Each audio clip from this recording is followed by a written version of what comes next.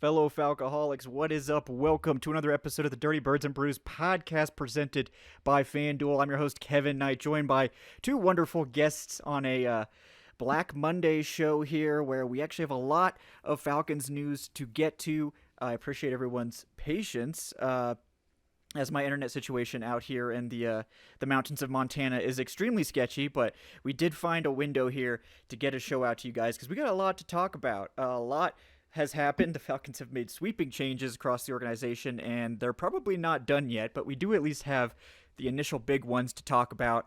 Welcome in, of course, Tre'Shon Diaz at Trade Tre'Shon. Tre'Shon, welcome back to the show. It's a Monday show, so not technically Tuesday takes, but thanks for coming on. How are you doing? Doing well. I'm glad that we could assemble the Falcoholic Hydra for this very special occasion here. The Falcons swept the Saints, and they're going to improve their coaching staff all in the same day, Kevin. I couldn't be more elated right now. Yeah, I was, I think we were all really nervous about this, win streak and like, oh, is this going to save Fontenot's, Raheem Morris and Fontenot's jobs or whatever? And it did not. So we got the best of both worlds. We got to beat the crap out of the Saints twice, and we got to also make the necessary coaching change, which I'm sure, Adnan, you are excited about as well. Adnan Ikic at Say Which Way joining us to form the third head of the Falcoholic Hydra. Adnan, how are you doing today? Hey man, I'm thrilled. I'm doing very well. I was very scared yesterday. I was very scared after that Rams victory, and I was like, damn it, they're really gonna do this shit again. Excuse my language, because they did the same thing in 2019 where they were 3-9 under Dan Quinn. And I remember I was calling for Quinn's job in like 2018 after that Titans loss where Marcus Mariota came into the Georgia Dome and just stunned it on the team. And then they decided to keep Dan Quinn and Thomas Dimitroff after a 4-game meaningless win streak where, Arthur Blank talked about how we're going to carry that momentum over into next year. And then next year came and they were 0-5, and it was a lost season. It was an extra 2 lost seasons from all of the work that they did in that off season with those short-sighted moves. And I was just sort of seeing that deja vu, that same thing happening again.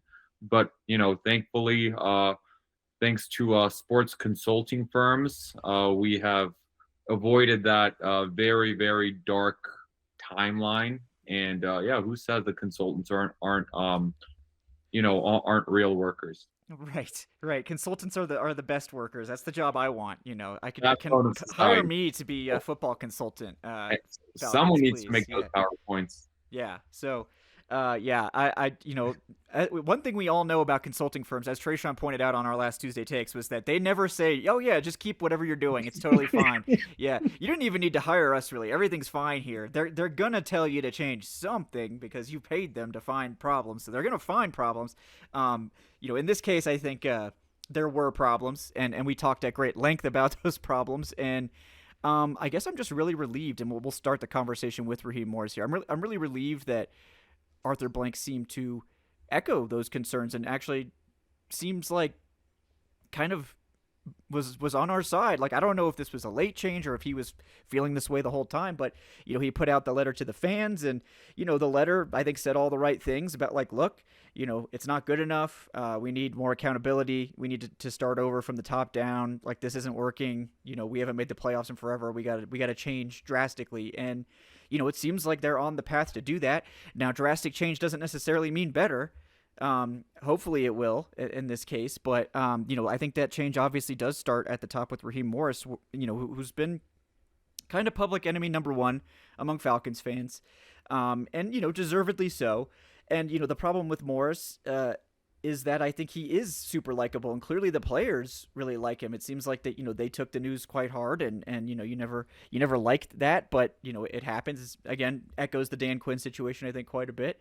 But as good a football coach as I think Raheem Morris actually is, I think he's a very ineffective head coach. I'm not exactly sure where the disconnect is with him there, but it just doesn't seem to work like it does for when he's a coordinator or a position coach, where I think he's excelled really throughout his career. So the change had to be made. The Falcons just kind of we're a sloppy mess, and I don't know who else to put to pin that on other than the head coach, because it feels like a top-down issue. But Tre'Shon, I know you share a lot of these sentiments, but how are you feeling now that the news has finally been delivered?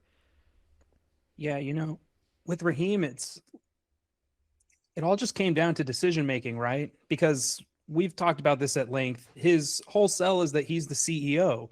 And we even were talking about this last season coming into the year, where it's like there's a really good chance he's going to be gone if Zach Robinson doesn't take the step forward, or if there's any other kind of issues with his coordinators, because like outside of just kind of in-game management, there's really nothing else that Raheem Morris does besides being that leader, besides being the shot caller and the decision maker. And it was just very clear that, I don't know, Kevin, if it's like you said, maybe when you get to that head coaching role and you kind of take off some of the play calling duties, maybe you lose a bit of like kind of what maybe helped him as a coach, because it's a very different job and it's a very different role that he put himself in. And it just didn't really work out. It's clear that he's just not a fit for him. And that's, what his, I think, head coaching career reflects. His coaching career, in general, though, like you said, there are positives there. He's proven that he can be a coordinator in this league. And that just seems to be the best role for him. And there's nothing wrong with that. There's plenty of coaches that have kind of gone through that with their own careers. They get a job or two, and then you end up, as like Steve Spagnuolo or somebody else who can be a specialist and can be a really key part of a team. They just can't be the leader of the team. And it was just time, leadership was an issue. Culture here was an issue. It sucks that the players are upset. But that doesn't surprise me because, from their point of view, they're losing their boss. They're losing somebody that hired them, some of these guys that believed in them. This was a young team. And a lot of the leaders on this team were picked or drafted by one of these two guys. And so I can see, where the players come from. But, I think Blank, like you mentioned, I think something that has been consistent with Arthur Blank, and that maybe they asked him to take a step back in some aspects, is that I do truly believe at his core, Arthur Blank is a Falcons fan. And I think the fan in him, I don't know, Kevin, maybe woke up kind of like you said, or maybe just kind of realized like, all right, now I'm buying the propaganda. Like now I'm diving into what these people, the yes men around me are constantly saying, and I'm just believing it. And it's obvious to all the other fans that this isn't right and that we've been stuck in a rut. So like at this point, why would I truly believe that we know better, things are going to get fixed? And I think that really did take place this year for him, especially since we know this decision was clearly made. I feel like when the three of us basically made the decision, it was over. Yeah, he made the decision as well. And so, I am happy that, Arthur Blank was able to kind of take this step as an owner. And also it sets a good example for the next owner. Like, it's nice that like Josh is like kind of being a part of the Falcons when we are seeing this real, massive change and switch over, because that's going to be good experience for him moving forward, because, we hope this is the last coach that the Falcons ever have to hire, but it won't be. And so like, it's good that this is kind of all playing out the way that it has, because this was in a tough situation to navigate. Yeah, very tough, and well said, Tre'Shon. And Adnan, I know you have similar thoughts on Raheem Morris to Tre'Shon and I, but how do you feel now that the decision has finally been made? Look, man, I feel like I was the first person that was calling for Raheem Morris. Yeah, last year, yeah. Yeah, I felt for it as soon as last year ended. I was like, all right, this isn't gonna work. Like, clearly, like, he's in over his head as like a head coach. Get rid of him, get rid of Terry Fontenot, like clean sweep, start it over. They opted not to, and I understand not moving on from the coach after a season, but honestly, like that hire in the first place wasn't very inspiring. Like, just go back to it a couple of years ago. It sort of caught everyone by surprise, because the Falcons were in talks with some of these sort of bigger names in that coaching cycle, a lot of which are having a lot of success with their current teams right now. A lot of people are in the playoffs whom the Falcons interviewed a couple of years ago. And then sort of out of nowhere, it's like Raheem Morris was like the pick. And I know a lot of the fan base didn't really like it. I wasn't a huge fan of it, but it was like, okay, like, what am I going to do? Bitch and complain about this for the next like 2 years? I mean, I could have, but Considered it, yeah. yeah, I considered it, but people would have found it annoying. But it's like that sort of felt like an error, like at the time, and now it kind of feels like Arthur Blank is finally sort of cleaning up the mess that he made with this hire, because this was a hire he really couldn't afford to get wrong. Because I mean, look at where we're at right now. Look at where the fan base is at right now. Currently, with the Carolina Panthers winning the NFC South, which feels crazy to say. You're welcome on the assist for that, Carolina, by the way. The Falcons have the second longest playoff drought in the NFL, behind only the New York Jets. And I mean, the Jets are, their own sort of special breed of mess right now, but the fan base is exhausted. It's tired. The Falcons finally sort of had that win now window these last couple of years, and it was sort of completely wasted in this very winnable division. The division champion went 7-8 this year. Like last year, Tampa Bay wasn't really exactly a world beater. Tampa Bay wasn't exactly a world beater 2 years ago. The Falcons could have easily been winning this division year in and year out, and they've just sort of been shooting themselves in the foot. And hiring Raheem Morris as that head coach a couple of years ago, that was the ultimate shot to the foot. And now it's like, okay, at the very least, I feel relieved that they finally decided to move on from it, that they finally decided to clean house. And, that's with Morris, that's with Thomas Dimitroff, where, look, well, I'm sure we'll get to Thomas Dimitroff next, but I don't care how good the draft class was. You had 5 losing seasons in 5 years as a general manager. There is not a single team in the league that should accept that. And I get it. The Colts are doing a very similar thing with Chris Ballard right now. But at least Chris Ballard, I think he's made the playoffs at least once, if I'm remembering correctly. I know the Jets have their GM who has a 22-55 record, or the Giants, excuse me, who has a 22-55 record. But these aren't exactly like models of consistency as like franchises that you really want to emulate.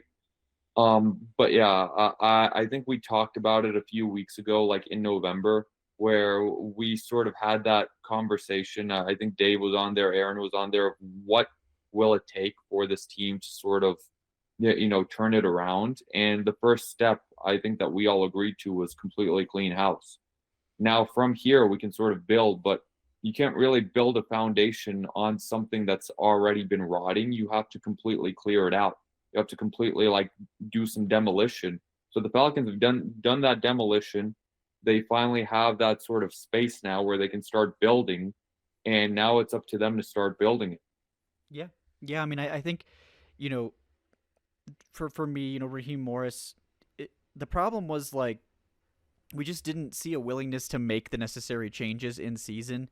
Wasn't really expecting him to fire Zach Robinson or anything like that, but Marquise Williams, the change really needed to be made, and the special teams was a consistent problem that cost them games. They were 1 game away from the playoffs, just one. Any one of they lost 2 games due to the kicking problems. They lost to the Jets for some reason. I mean, it's just any little thing, any change really could have fixed this, and I think part of the reason that Blank was moving on here is because I think Raheem Morris really wasn't willing to change his approach. I think I covered, if you guys haven't read it yet, my piece I wrote like a month ago about Raheem Morris, and he hasn't, I thought he just hadn't earned a 3rd season, and part of it was that he missed on all 3 of his coordinators, and you just can't have that. You're gonna miss on one pretty much always. That's just how it goes, but to miss on all 3, you just, how can I trust you to build a team when you can't hire the right coaches? It's not even getting into the roster stuff, which we know some of these roster decisions were questionable. How much of that was Raheem Morris's influence? How much of that was Fontenot's?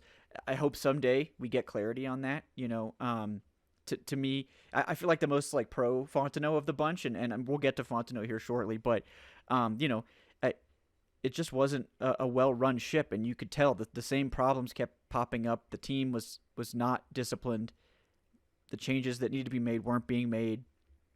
And I think the most glaring thing that we saw for the past 2 seasons was that this team just wouldn't get up to play like lesser opponents. Like they just consistently would play like shit against bad teams. And it's like, how do you go beat the Los Angeles Rams on prime time and honestly dominate them for a half and then, look like your old selves in the second half, but somehow, you at least didn't blow that game. But like you go out and you beat the Bills, you beat the Rams, you should have swept the Bucks. I mean, like these Raheem Morris could get this team to focus against these good teams, but against lesser opponents, they just always came out sloppy, underperformed, and that to me is you can't have that. And I feel like that also comes from the top. It's like a mindset thing. Like I feel like this team fundamentally like thinks they're something they're not. That they think they're a contender, that they're a good team. We're the Atlanta Falcons. We got out Falcon. It's like what even is falconing? I think it's a bad thing actually. You never want to be out Falcon. So it's just to me, I think the ethos from the top just wasn't working, and No change more had to be ethos. made. So Throw Terry Fontenot's dictionary out of here, Kevin. It's a oh new man, day. woo, woo. Yes. So we're gonna get to Fontenot here in just a second, guys. Real quick, want to bring you a word from today's sponsor. Once again, ZipRecruiter here. Folks, I know we all have a lot of goals for 2026. And no matter what your goals are, it's a smart idea to get, people around you, build a team to help you achieve them. Maybe you want to eat healthier. You could go find a dietitian. Maybe you want to work on your mental health. Go find a counselor, a therapist. Maybe you're trying to start your workout routine, get a personal trainer. The problem is it's hard to find people who are so good at what they do. It's like when you're hiring. How can you find the best people for all the different roles on your team? Well, easy. You can go to ZipRecruiter, and right now you can try it for free at ZipRecruiter.com/audio. So guys, ZipRecruiter's matching technology works fast to find you top talent so you don't waste your time or your money. You can find out right away how many job seekers are in your area are qualified for the role you're hiring for. No wonder ZipRecruiter is the #1 rated hiring site based on G2. So guys, let ZipRecruiter help you find the best people for all your roles. 4 out of 5 employers who post on ZipRecruiter get a quality candidate within the first day. See for yourself. Just go to this exclusive web address right now to try ZipRecruiter for free. It's ZipRecruiter.com/audio. Again, that's ZipRecruiter.com/audio. ZipRecruiter, the smartest way to hire. All right. Thanks again to ZipRecruiter for sponsoring the show. Appreciate those guys. All right. So moving on to Terry Fontenot. I feel like I'm the only Terry Fontenot believer, and that's okay. And I think it's mostly because I just don't believe, I kind of feel like he's just been saddled with the blame, and I feel like he's just been trying to do what everybody else has told him to do. But maybe that's part of the reason here, too, is maybe he needed to stand on his own 2 feet more. Maybe he needed to be more assertive. But I do worry, for various reasons that he maybe he didn't feel comfortable doing that, or maybe it wasn't really encouraged. How much did he have to sort of work with or collaborate with these coaches, even if he didn't agree with what they were doing? I hope someday, Terry Fontenot gives us the tell-all, gives us the memoirs or something, and we can find the truth. But, one thing we can appreciate, I think, about Fontenot is that he delivered a master draft class this season. The guy that should be the rookie of the year, James Pierce Jr. Xavier Watts is in the running as well. I thought last year's draft class, obviously we'll see how Penix turns out, but, several of those players are looking a lot better this year. So at least he went out with a bang. But clearly the Falcons felt like this is a logical time, right? If you're going to go in a different direction at general manager and head coach, it makes sense to do it at the same time. And so I don't begrudge them the decision, but, I do wonder what could have been, and I do think Terry Fontenot is potentially a good general manager and may get another shot here in a few years, and we'll see what happens. And I wish him luck, obviously. Same thing for Raheem Morris as well. But Adnan, I know you have a little bit more of a, questionable take on Terry Fontenot. So how do you feel now that the Falcons have decided to move on? Look, I mean, like you said, it just makes sense completely. Like, you never want to be in a position where, you don't have like a general manager and head coach in lockstep like that. I feel like that will completely limit your sort of opportunities. Like the Falcons' job now, I think may even be slightly more attractive as opposed to 2 years ago, because 2 years ago it was announced Fontenot was going to end up staying, and a new head coach sort of wants to be able to quote unquote pick his general manager.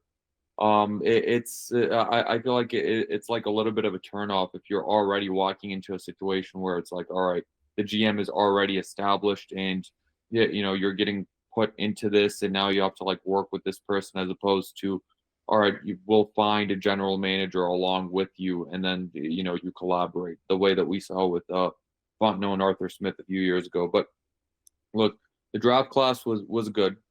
Terry Fontenot sort of finally started doing what we were begging him to do, and I remember mentioning it on the draft show like multiple times. He finally stopped galaxy braining some of those picks, and he sort of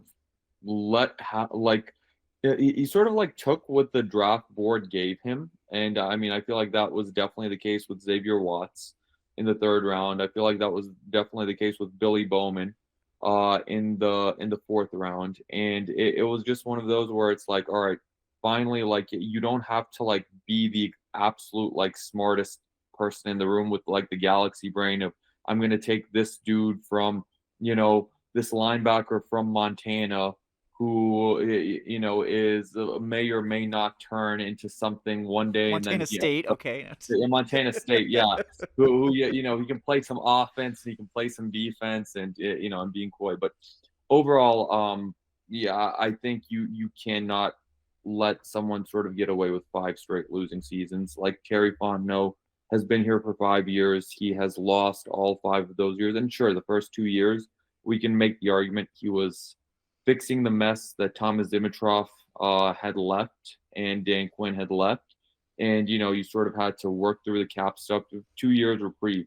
Then after those 2 years, and I made the argument after last season, Terry Fontenot has had every single resource you can sort of hope for as a general manager, because of course he has. Every GM does over the course of 4 to 5 years.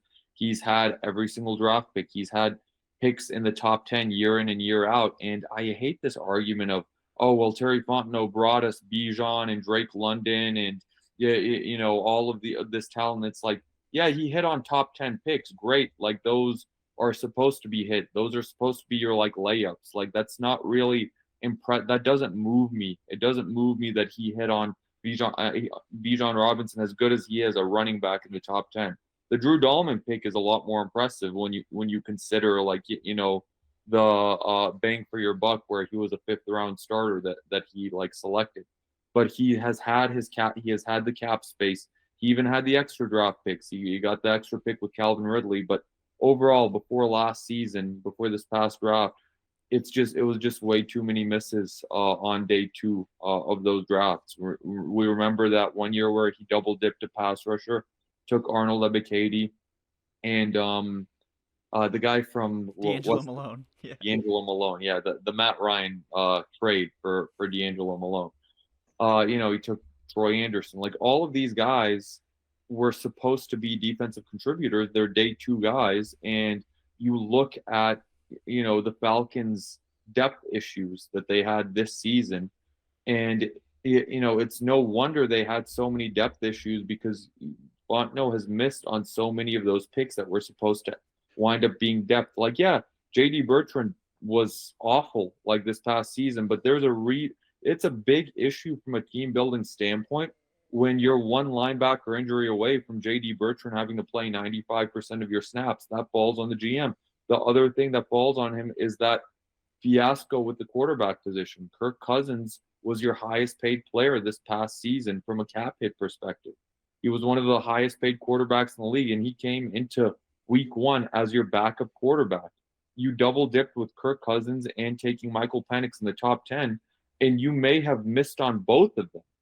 Like, it ended up being a disaster overall when it comes to the quarterback position. You have poured in so many resources.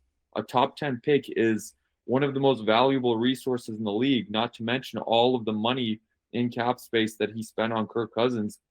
The Falcons now may well not even be closer to figuring out that quarterback position than they were 2 years ago when they did all of this stuff. I feel like that in of itself should have been grounds enough for replacing the general manager. Someone has to be held accountable. And overall, it's just, this team does have some talent. It's not like, it's not like a mess, like a complete mess, but there is a lot that needs to be fixed moving forward from a depth perspective. Pretty much on all levels of the defense, you do need to replace your tackles. And then I feel like the final nail in Fontenot's coffin was, as good as the James Pierce pick was this past season, when you mortgage a first rounder into the next year, you have to make the playoffs. Like that was like the win now move. And yeah, we're all thrilled with how James Pierce has grown, and we're all thrilled with the season that Pierce has had. But it's just sort of the process of that trade was so troubling, because you made that trade with the thoughts of, okay, we have to win the division next year, and then you have another losing season. I feel like that was like it. That had to have been the straw that broke the camel's back, and it was just too many straws that have just destroyed this camel's back, so to speak. This poor camel. He's got just absolutely obliterated. Full of straw. Yeah, just poking out. Hay, bales of hay. Just so many. No, I mean, I agree with you there. But yeah, so I'm very pleased that Terry Fontenot's gone too, and I just can't. I don't get the whole defense of Terry Fontenot deserves another year because of this draft class. Like, miss me with that, man. It's been 5 losing seasons. Like, I wish better for our fan base than this mediocrity. Yeah, me too. And like, I get it. I think like the quarterback, the failure to address quarterback is probably the one that really got him. Based on reading Arthur Blank's letter and stuff like that. That seems to be the real sticking point for him. Is like, I spent all this money and this top 10 pick, and we still don't have a quarterback set for next year. So that seems like maybe that was the real kicker. But Tre'Shon, I know you spoke last week about it a lot, that you were very confident that Fontenot was going to be gone, and I know you're very much in favor of that move as well. So how are you feeling now that it's official? Yeah, like I've said before, you can't be scared to upgrade from the Fontenots of the business. To me, Terry's always just essentially been mid, and that's what his rosters and teams have been at the end of every season. They're right around mid, they're right around average, and you can't be scared to upgrade from average. Like Adnan said, like, want better, want more for yourself. And when it comes to Terry, I very much am appreciative of the draft class we have. But if you look at Terry as like a guy going into a Vegas casino, and you look at how his drafts and his free agencies have played out, he's pretty much, okay, I win a little money, okay, and then at the end of the day, I break even, and at the end of the day, I break even. And then we got to the Kirk Cousins, Michael Penix year. We went into the red. And then the very next year, we hit it big. If you know anything about gambling, that's when you walk away. And I feel like that's what the team is doing. They're like, we got the peak of what we're going to get from a Terry Fontenot draft class. And it, like Adnan said, took us mortgaging the future in order for him to have his best draft class. And I just can't ignore the fact that Jalen Mayfield is basically out of this league already and was a 3rd-round pick. That Richie Grant, that was 100% a Terry Fontenot pick. That was probably Terry's actual first pick. Kyle Pitts feels like it's Arthur Smith. But Richie Grant, that was Terry's guy. Gone, didn't get a second contract. We've mentioned Troy Anderson. People talk about Arnold Ebiketie and forget the fact that Arnold Ebiketie cost 2 picks. They traded up to get him. Not worth the investment that he was. And there's still other questionable players that they had to make moves for, where we're not sure at the end of their rookie contracts if they're really going to be worth the investment. I think if you look at Matthew Bergeron and what he's been able to do in the short term, definitely a good player.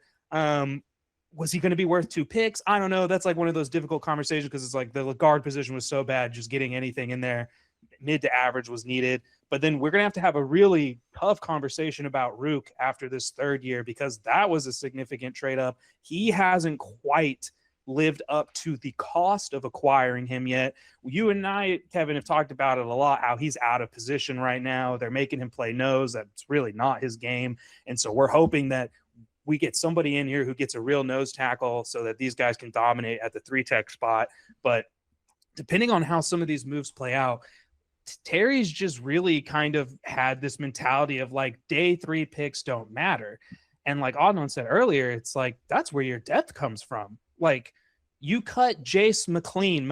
I don't know if people remember Jace, last year's draft pick, 6th round running back, gone, out of the league. Kyle Monaghy, I think it's Monaghy. I think. Monangai. Yeah. Kyle Monangai, the Bears' backup running back, was a 7th round draft pick right now. I think he's got as many touchdowns as like Tyler Algier or something. Like, you're able to find players in these lower rounds, but I think fans had just conditioned themselves at this point to believing like, no, those guys are always out of the league in a year or two. Those guys are never good. It doesn't matter. We're hitting on these early picks, which we didn't really hit on many 2nd round picks when we go back and look at how everything played out. And hyper focused on the fact that we do have stars and high level talent sprinkled on both sides of the ball. But when you're a JD Bertrand injury away or anything like that from something catastrophic happening, and it's not like some of those things were unpredictable. You and I talked about it coming into the season, Kevin, that one of the things that had kind of been glossed over with Divine Diablo is that he's never played a full healthy season in the NFL.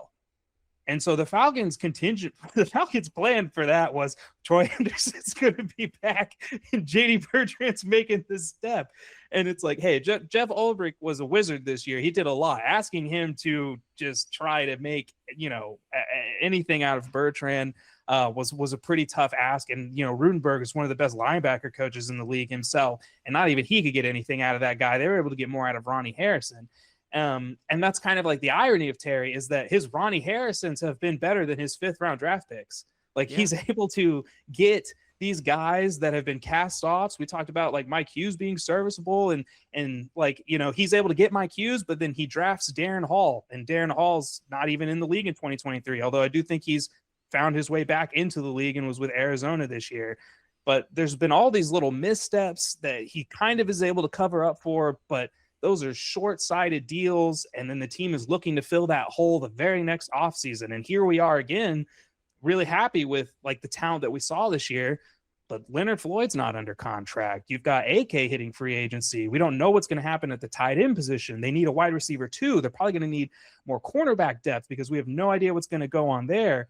Because Clark Phillips is probably going to be gone. We don't know if we don't know how the next staff is going to view Kobe Bryant. Like, when you really start digging into like the roster of like what is about to happen this offseason, it's kind of like, oh yeah, like this was, like Adnan said, like they were banking on this draft trade getting them into the playoffs, and then it was basically like, okay, we're gonna hope we can survive off that, and then Penix or whoever is at quarterback is going to be able to just be that guy that covers up those issues and carries us forward.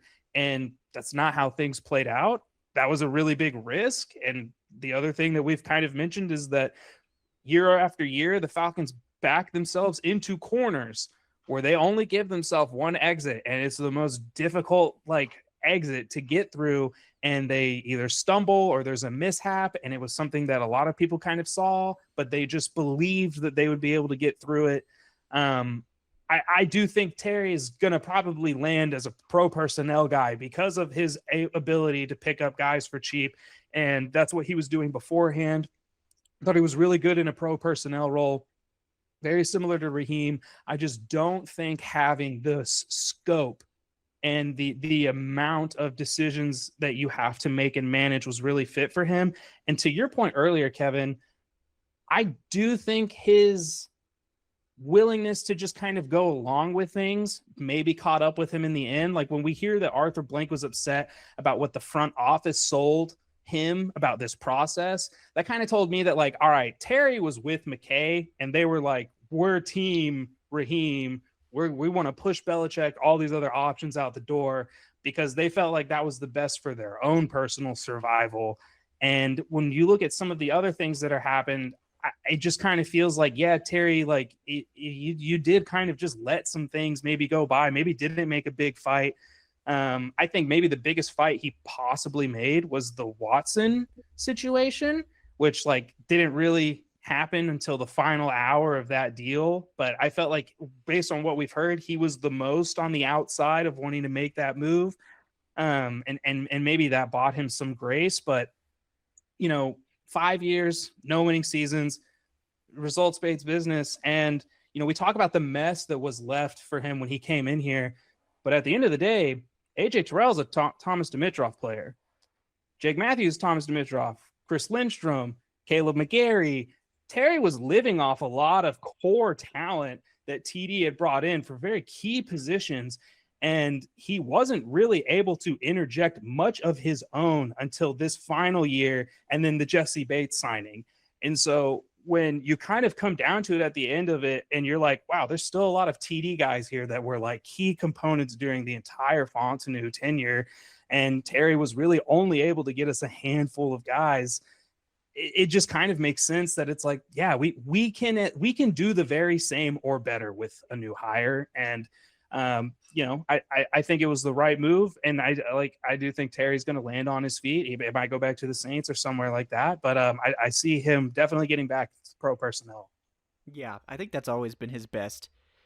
He was always finding guys, and the problem with those guys is that they can only help you so much. It's like these are your depth guys. It's like it's nice to find some of these guys, and it did help offset some of his weaknesses, especially in the later part of the draft. But you got to be able to do it all as a GM. You can't just be a draft guy or just a pro personnel guy, and I think that was where he struggled, along with You're going to be one of them.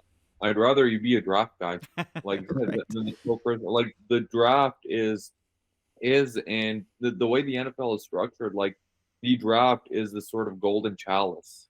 Like you have to be able to draft, and you have to be able to find talent. Just because in this league, it's so within the margins. Like everyone is trying to get that competitive advantage over each other, and having those rookie contracts that are actually contributing, actually talented, like that is what's setting these teams apart versus the rest of the league. So it's like, yeah, if we get another one-dimensional general manager in here, let's bring me a draft guy that's going to be able to hit on these picks. Yeah, I mean that does seem to be the way that the NFL is going, and you look at obviously the way like some teams like the Eagles are doing things where they just fully leverage their cap every year, like it's all money, it's all pushed into the future. They minimize all their current year cap hits and all that, and Fontenot definitely seemed to be a more responsible person with the cap than like his predecessor Mickey Loomis, and it just didn't ever really come together for him. And I think that's a shame, but the Falcons are going to get a new approach, hopefully. I think and we talked about it, I think a little bit earlier, but just the team didn't feel like it ever had a cohesive like vision behind it. Arthur Smith had his vision, and it was not that great. Raheem Morris, I don't really know what Raheem Morris's vision was. Maybe that was part of the problem too. But Fontenot as a GM didn't seem to have a true vision for the team. It wasn't like, oh, I'm a trenches guy, or I'm a finesse guy, or I love like small school talent or big school talent, or I'm obsessed with RAS scores, which he was to some extent. But I just didn't really get a cohesive vision from him, and I also didn't like his philosophy. This was my biggest beef with him, was he loved to trade up, and that's not the way to play the draft. You should be trading down whenever you can, because the nature of the draft is a crapshoot. So the best way to win when you have to roll the dice is to get more rolls. It works in Dungeons and Dragons, works in gambling, works in football, and I don't think he ever really embraced that. We did see him trade down once, and I was like, oh wow, okay, maybe he is gonna change his spots. Nope, that was the only trade down that we ever saw. And it's a shame, because I think the Falcons could have been really well served with trade downs in various spots, and I hope the new GM, whoever it is, we don't really have a list of candidates for that role yet, is someone who's willing to play the draft that way. And I think this year is probably the most important year for the Falcons to be trying to stockpile picks. And, increase their odds and build their depth through the draft and all that stuff, because they don't have a lot of money to play around with, and they certainly don't have a first round pick. So the best way to get out of that is to try to trade down and then collect more capital, either for this year or next year. So we'll see what happens with that. It'll be interesting to see. But the one other thing, it hasn't obviously been official yet, is that the Falcons are moving away. Well, one part of it is official. Rich McKay is moving out of football entirely. And that, I know a lot of people are celebrating that. So if you've been praying for this day, congratulations.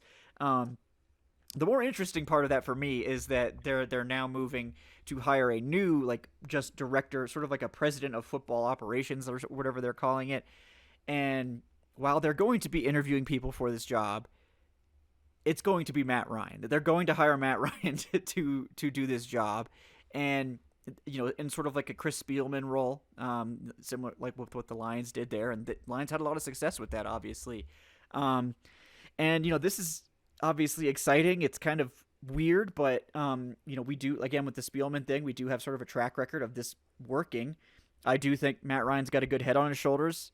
I think he obviously has been a part of winning teams and been a part of a lot of losing teams, so I think he kind of has good insight into the process. And so I'm excited. I think I'm excited to see what Matt Ryan does. It seems like Ryan may have been a driving force in the changes that have been made so far. That hasn't necessarily been totally corroborated, but it does seem like an aggressive approach might be sort of Ryan's purview. And we'll see. I like that. But Tre'Shon, what do you think about this Ryan thing? It seems like not only is it serious, but Matt Ryan may be running the whole show at this point by the time the dust settles. Yeah, it's interesting. I'm not positive. I've been starting to look into how much time did John Lynch have? What was he doing before he went to the 49ers? Trying to understand if there were any key roles John Elway was in before he was with the Broncos. I like the idea of it. I think it makes as much sense as, Rich McKay, who was just a Nepo baby that got born into the life and the role and everything like that. I think Matt Ryan has about as much football experience and acumen as Rich McKay, if not more. So, I know that there's some questions around how qualified, things like this in that manner. And the position that he's doing is obviously different than he was as a quarterback, but it requires a lot of the same critical thinking skills, decision-making ability, et cetera, et cetera. The thing that I've heard so far that I'm a little about is Matt supposedly wanting to retain his job at CBS. And I understand twins must be expensive. Okay. He's got to get, life set up for those boys. But I am a little concerned about the splitting of the job duties. I think that this is a role that, especially if it's your first time with, not any real experience in a position quite like this, that it should be your full-time dedicated job. And I'm not sure what retain his CBS duties would be or what that means if he's going to try to keep the full schedule like he has it now. And to my knowledge, all that Matt Ryan does is the pregame shows, Sunday and post, all that. I don't know what else he's doing for CBS. So that's another thing I'm going to have to look into a little bit more. But I think it's an exciting, opportunity. And at the end of the day, Rich McKay has had his opportunity. He's had his shot. And he hasn't capitalized on it. And, I don't think that you should just get to keep sticking around just because of your last name. And, if it's something that he wants to do, then he's got sons that he can call and see if they're hiring, and see if that he can hitch onto their wagon, moving forward. But I feel like, I feel like all three of us have been talking about Rich McKay like he's Grandma Wormtongue for years now. And so this is a very vindicating day. Yes. But at the same time, I can't help but remember that Rich McKay was also removed from football operations 2 years ago. So he's not involved. Now I'm kind of he doesn't have I know to do now with it's just day-to-day. kind of I'm like, well, I feel more confident if Matt's coming in there and Matt's going to be like, my time is now, buddy. But it is a little off-putting just because it's this team can just never be straight with you at the end of the day. They're just but again, that kind of goes back to like the comments we were saying earlier, where like Blank was upset about what he was sold by this front office. And I do believe part of that is like what Rich McKay sold him, and part of like Rich McKay's position and importance. And I still can picture Rich McKay trying to interrupt a reporter to downplay his importance and influence on the team, and then Arthur Blank interrupting Rich McKay to say, "Oh no, you're being too modest. He's very insightful and hands-on with this football team." And then that's kind of like when the like reaction from everybody 2 years ago really reached critical mass, and they were like, okay, we're gonna push him away. But I'm just hoping they mean it this time more than anything.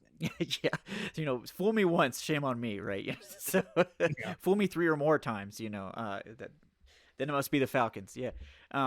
But yeah, Adnan, I know you have strong Rich McKay opinions as well, and probably strong opinions about Matt Ryan coming in. So I'm interested to hear your take too. Look, man, like I think we're all in lockstep about, Rich McKay he's been like an insect festering within this organization over the past 2 decades. And I mean, I feel like that's one of the most one of the sort of worst things about Arthur Blank as a football owner has just been his inability to detach himself from Rich McKay. Like, this is a dude that in 2007 was a failure as a general manager, and instead of firing him and moving on, Arthur Blank promoted him to president of football ops. And ever since then he has had his like hands in the cookie jar when it comes to this franchise.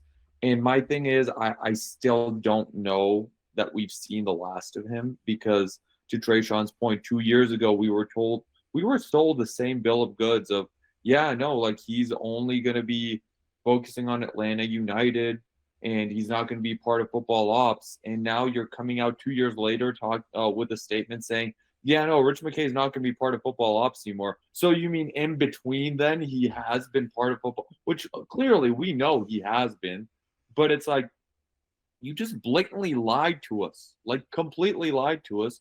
And who's to say you're not doing it again?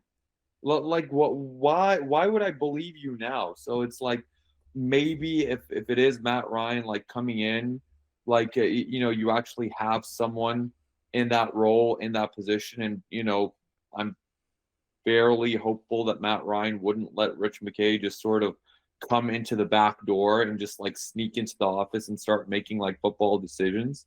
But it's like, I'm very sort of anti-Rich McKay, just like everyone else. But, I'm not saying that every single problem of this franchise stems from Rich McKay, but he just sort of feels like a representation of just, sort of what's been wrong with this franchise. One of them has been Arthur Blank's just sort of like unwavering loyalty. I was laughing about it today, about some of these national media outlets talking about how the Falcons have an impatient owner in Arthur Blank. And I'm like, no, it's the opposite. Like, Arthur Blank is too loyal. Arthur Blank is way too patient. And, we saw it with Dan Quinn. We saw it with Arthur Smith. In my opinion, we saw it with Raheem Morris. But, it's one of those where it's like, oh, you didn't give the head coach 3 years.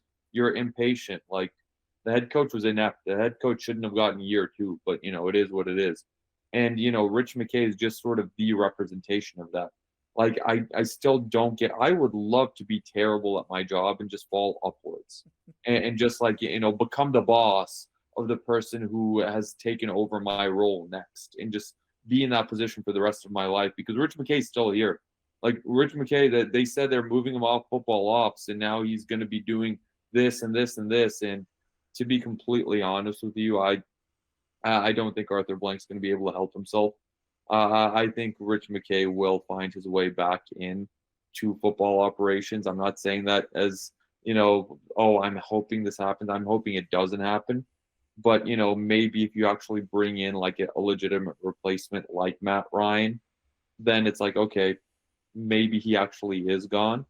And I mean, Matt Ryan, sure, he hasn't had much, experience, but can he possibly be worse than Rich McKay? Oh, fair enough. Yeah. No, you misunderstood Adnan. They said he was removed from football operations. Oh, he's not You going to be the know, Atlanta so United. he's not involved with Atlanta United anymore. Yes. Yeah, well, what we didn't see is Arthur Blank actually winked as he said that. It's just we couldn't see that in the At print. the oh yeah, I had no, I had my fingers crossed. So yeah. No. I think we're all ready to turn the page there, and continue to wonder just how much Rich McKay has continued to influence this team's decisions. Hopefully that will be at an end soon, because I feel like Matt Ryan seems kind of like an assertive guy to me, like a no nonsense type of guy. I really like Ryan. And He's being assertive about the CBS thing, apparently. I mean, yeah, but it doesn't seem like it. Again, I agree with you. Like, I think you should, like, if you're becoming like literally president of football operations for an NFL team, I don't know. That seems like a full-time job to me. Like, that's not like a side gig or something. I do imagine that like most of his job is not necessarily going to be like day-to-day football. Like, it's mostly going to be probably off-season and like high-level vision and management type stuff. So maybe like during the season, I mean, he may not need to be around like all the time. Maybe he's more of like the overall vision guy, and he's going to meet with the team, weekly or something, and they'll have their boardroom meetings with all the executives. I'm sure it'll be impeccably catered and all this, but I don't know. I don't know what the scope of this job is. I feel like the Falcons like just came up with this, so I don't really know. I do agree though that like it would be good like if he would just commit fully to that job, because I feel like Arthur Blank's going to compensate him, pretty well to be the president of football operations for the Atlanta Falcons. But what do I know? Twins are expensive, I believe, so that could be a motivating factor there. But Arthur Blank will put him in his will. yeah, there you go. Yeah, Matt Ryan, get us to the Super Bowl, and then you will inherit, the AMB like business family. So, no, I think we've covered the major stuff. Before we sign off, I did want to get we did get a couple of head coaching snippets. Kevin Stefanski, Clint Kubiak, Anthony Weaver are the ones that have been reported so far. Two of those three, I'm big in on. But Big Adnan, guy, huh? what's that? Big Anthony Weaver guy, huh? Yeah, no. Eager for Weaver over there you here. go. That's a great hashtag actually. But no, I'm curious, Adnan. How do you feel about those names? And are you excited about any of those? The Falcons are moving. Like, I give them full credit for being very decisive about. Like, they didn't even wait for Black Monday. It's like they didn't even wait for midnight. At least with Arthur Smith, they waited until midnight. It was 8 p.m. when that notification hit, and man, it hit like crack last night when I saw it. I was just at dinner. I was like, oh, we're doing this, yeah. Yeah, I was getting coffee with a friend, and I was like, I know we're having a conversation, but I need to tweet right now. Excuse me. Yeah, excuse me.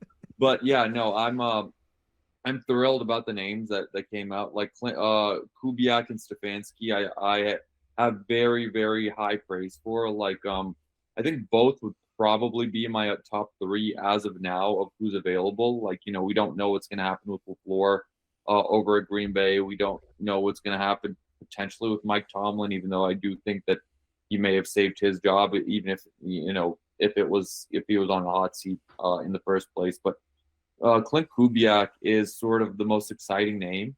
Like, he's that sort of next offensive mind, that like next coordinator, comes from that great football lineage, kind of reminds you of a Kyle Shanahan a little bit. Just put together a really, really impressive offense in Seattle, where Sam Darnold, won 14 games again. Only player other than Tom Brady in NFL history to win 14 games, twice in his career, by the way. That's a hell of a trivia stat. So Sam Darnold back-to-back years. But yeah, Clint Kubiak, I feel like that may be my number one. Like, and the fact that they immediately like set that up with him, and he also has to be interested, because I think the follow-up tweet that we saw was Clint Kubiak is only going to have a certain number of interviews he can sort of take this week as the Seahawks are on their bye week, just like with Ben Johnson last year. So it's not like he's not just like taking a waste interview, just because. And then Kevin Stefanski, I hold in high regard. He's two-time coach of the year. I feel like he was in a very, very, tough position with Cleveland, with a very meddling owner, having Deshaun Watson thrown on him. And I mean, I think his camp immediately came out and was like, yeah, he had nothing to do with that. So yeah, I think Stefanski is one of those guys that can come in and sort of like build the culture a little bit. So I'm very happy with the names, and I'm excited about what's to come. Like seeing the names, I think that there's no way they can get there's no way they can get it wrong again, right? Like, How many times, could they possibly? Yeah. third time's a charm here. Come on, Yeah. it's like we're bound to hit it. It's like Tre'Shon's casino reference with Terry Fontenot. Like, maybe this is the time. We're hitting on a high. Sure, we hit it big, but like, what if we hit it big again? Hey, it'll be twice the double money. your money. Tre'Shon, what do you think about these candidates? Are you excited about any of these guys?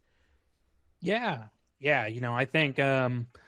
I think Kevin Stefanski is obviously really interesting. Two-time Coach of the Year winner, 2020 and 2023. Saw people acting like that was a long time ago, and I'm like, I have no idea. He got the Browns to the playoffs twice. That's a miracle. Yeah, that's kind of like insane. That doesn't within this same 5-year time frame. So I'm really intrigued with him. I do also like Clint Kubiak as well. I think like Adnan said, I'm glad that they are not wasting time. They're committed to going through this process. I think part of that is the help of having the firms out there and basically them just pressing forward because this is what they're here to do. And I think the important thing to me, kind of like looking at this, and I'm we'll be expecting more names to come in, is when you get someone like a Stefanski to give you their opinion on your team, that's a lot more meaningful, I think, than some of the other potential names that you can get, because that is somebody who's been in a very unique, chaotic experience. You have Clint Kubiak, who's been able to show that he has the ability to take on reclamation projects and do a little bit of development of his own.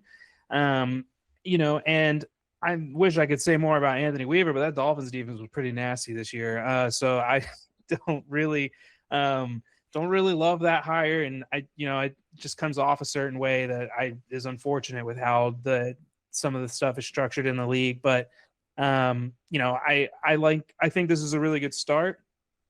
Based on hiring rules, there's definitely going to have to be a couple of more names before they're able to kind of make any decision.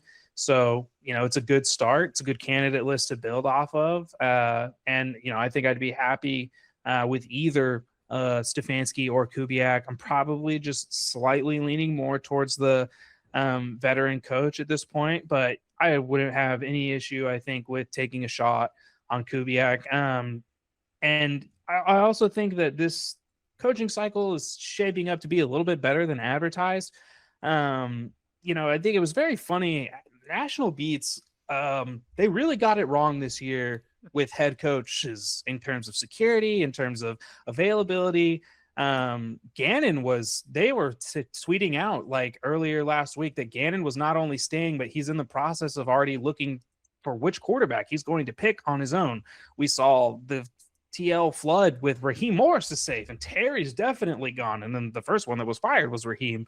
And so I feel like, I don't know if it's the agents agenting or the management managing or whatever is going on there, but I do think this is going to be a little bit more of a robust cycle than we thought. And I think we're going to see some promising names that come in. And, I hope that the team does a good job of just kind of, taking in what they hear, because they're not going to, they're going to want to hear what is liked about their team, but they really do need to sit there and listen and understand that the real issues that come about. And I think getting some of these unique perspectives, like a Stefanski, who's been in a kind of bad roster, mixed up roster situation, and getting someone like Kubiak, who's been able to take on bad or, unwanted quarterbacks, and getting those kinds of perspectives to better understand what they can do moving forward, because just because they don't hire that guy doesn't mean that they can't learn something from him coming in the building.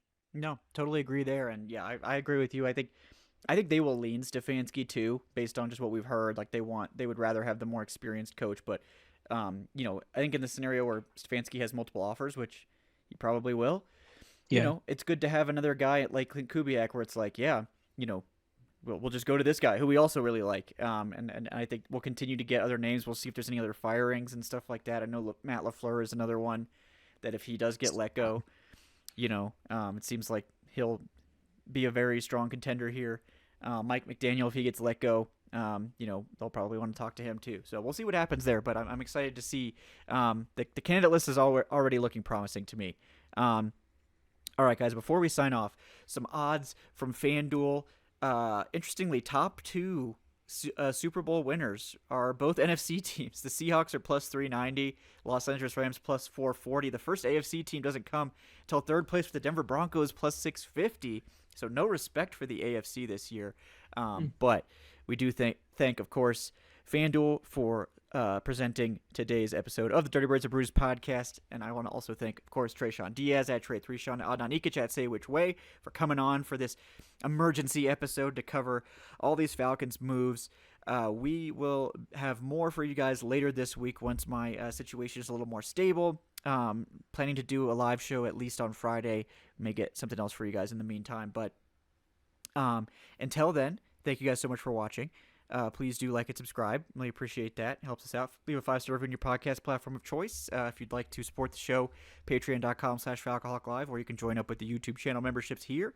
But yeah, big changes are coming. A lot more is going to be happening, I believe, over the next several weeks as we get through these hiring cycles and the Falcons narrow down their candidate list. So we got a long way to go. But as of right now, the slate has been wiped clean, and hope is kindled, as Gandalf would say. And that's kind of how I think a lot of us feel at this moment. So we'll hope that they can continue to give us hope and not just completely kick us in the nuts in like 2 days. But, anything could happen with this team, and anything probably will happen. But thank you guys so much for joining us here on the Dirty Birds and Brews podcast. We will see you next time. Have a great night, folks.